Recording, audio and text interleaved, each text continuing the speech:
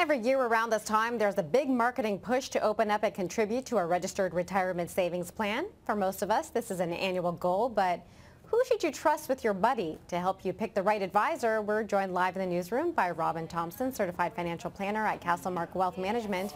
Thank you so much for joining us, Robyn. It's nice to see you, Anna. What is the role of an investment advisor?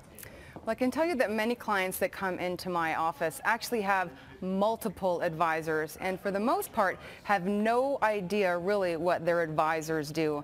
And that's the first mistake. And I often refer to it as too many cooks in the kitchen.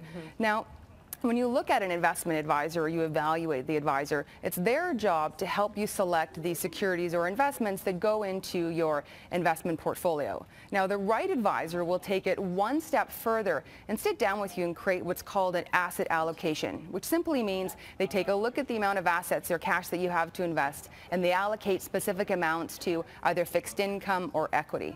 Now, they'll do that because they know that 95% of the return is driven from the asset mix decision, not the individual security selection. So the advisor, if they're a good advisor, will create with you what's called an investment policy statement, which will look at what your risks are, what your time horizon, what your investment objectives are. They'll go through the asset allocation with you, what the fees are, and any other sort of important information you need to have for short, middle, and long term. So that's the job of an investment advisor. So how should we select an advisor then? There's so many different ways, but I think the first thing you have to look at is to make sure that your investment advisor isn't tied to a specific company or a specific product. As an example, if you go in and you sit down with your investment advisor and they recommend 3 different mutual funds to you and all of the mutual funds have the name of the bank that your investment advisor represents, then the chances are you may not be getting the best investment product for you. Not because the bank doesn't do a great job, but because not every company can be the best at everything they do. So it's important that the advisor has access to a wide range of investment products across the landscape. So as a quick sort of reference guide, when you go and look for an advisor, I would look for 4 things.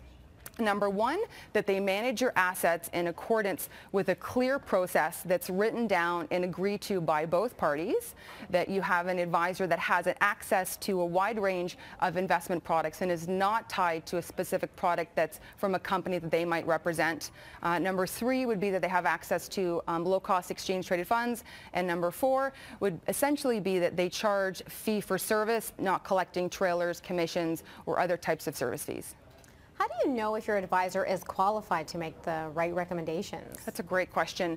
I find that most of the successful investment advisors that I deal with or that I know personally don't build out the entire portfolio for their clients, and they often outsource some of those responsibilities to other portfolio managers or professional money managers simply because they have access to large resource teams, research teams. They also have access to pretty much every investment that you can find in the investment universe, as well as to more cost-effective trading platforms. Now, this isn't to say because your advisor outsources some of that to a portfolio manager that you're paying more fees. Simply what's happening is you're just splitting the fee between the investment advisor and the portfolio manager. The advantage to you is that you now have several qualified and licensed professionals that are looking at your investments throughout the year versus just one.